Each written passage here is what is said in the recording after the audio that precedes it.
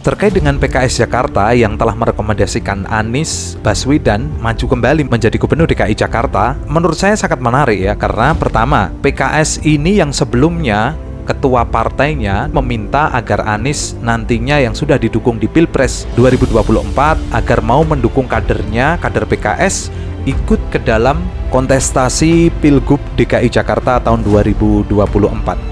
Yang menarik bagi saya, Anies yang sebelumnya seakan-akan ogah-ogahan, mungkin karena dia menimbang banyak hal. Salah satunya beberapa orang mengatakan bahwa ia akan mendegradasikan dirinya yang sebelumnya menjadi Pilpres, menjadi tokoh nasional, harus ikut kembali ke dalam Pilgub DKI Jakarta.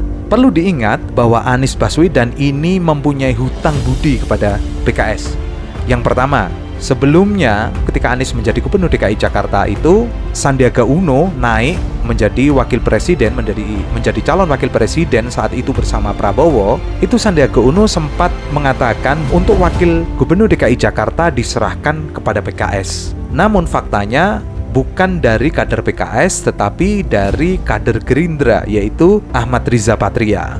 Ya, itu mungkin membuat PKS ya agak-agak kecewa gitu dengan keputusan Ahmad Riza Patria menjadi wakil Anies Baswedan, karena sebenarnya itu adalah hak PKS.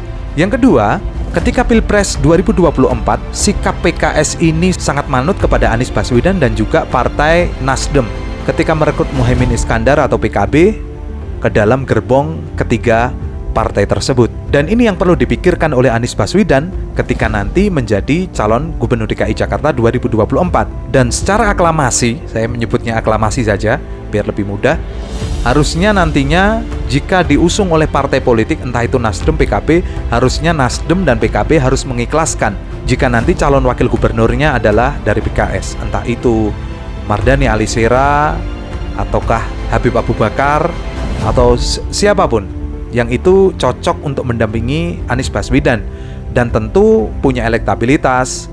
Seperti diketahui bahwa partai PKS ini menang di DKI Jakarta. Yang kedua menariknya adalah antara PKS dengan Anies Baswedan ini punya hubungan ideologi. Ideologinya hampir sama. Bahkan saya yakin para kader PKS sendiri itu punya kecocokan secara intelektual dengan Anies Baswedan. Rasionalitasnya, cara komunikasinya, pendidikannya, macam-macam itu punya kecocokan dengan Anies Baswedan dibandingkan dengan calon-calon yang lain.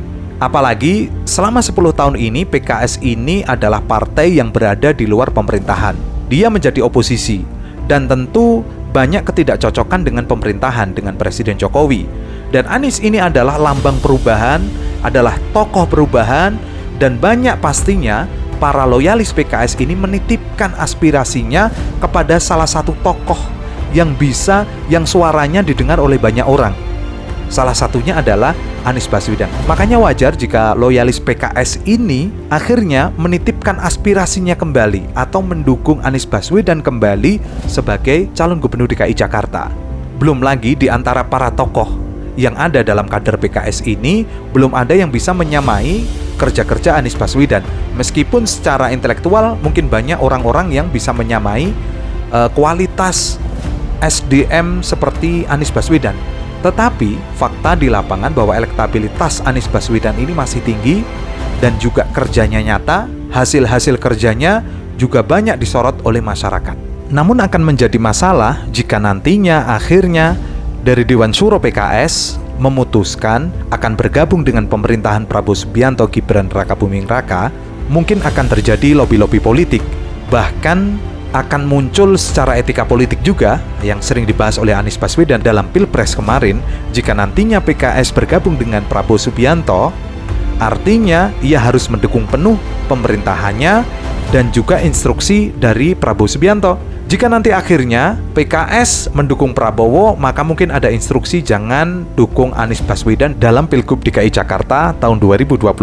Prabowo Subianto bersama gerbongnya tidak akan mungkin memelihara harimau atau singa yang nantinya akan menjadi pesaingnya dalam 2029 nanti. Apalagi saat ini setelah usai nantinya Prabowo akan turun karena faktor macam-macam nanti, entah usia macam-macam itu, potensi Anies Baswedan nanti akan moncer di 2029 itu akan besar. Artinya akan tetap ada lobby-lobby politik agar Anies diganggu untuk ikut Pilgub DKI Jakarta tahun 2024 nanti.